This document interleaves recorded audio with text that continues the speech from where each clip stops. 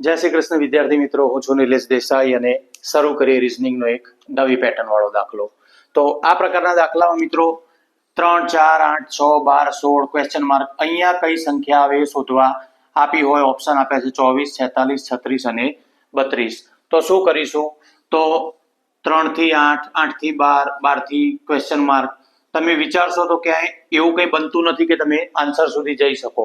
તો બીજી એક પદ્ધતિ એવી જોવી કે અહીંયા જુઓ તમે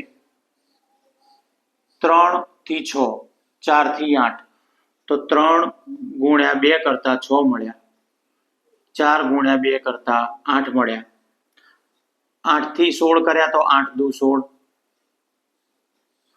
6 થી 12 આયા તો 6 ગુણ્યા 2 12. એવી જ રીતે 12 થી 24 આયા તો 12 ગુણ્યા 2 24. તો સેમ એ રીતે 16 થી 16 ગુણ્યા 2 કરશો તો મળશે 32, જે થશે આપણો આન્સર.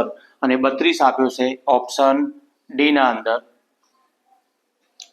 તો આ રીતે ક્રોસમાં તમે શોધી શકો, કેમ કે 3 થી 6, 6 થી 12, 12 થી 24, ત્યાંથી ખ્યાલ આવી જશે કે ડબલ થાય એપ્રોક્સ, એટલે કે મલ્ટીપ્લાય બાય 2 થશે, એટલે કે ડબલ થતા રહેશે.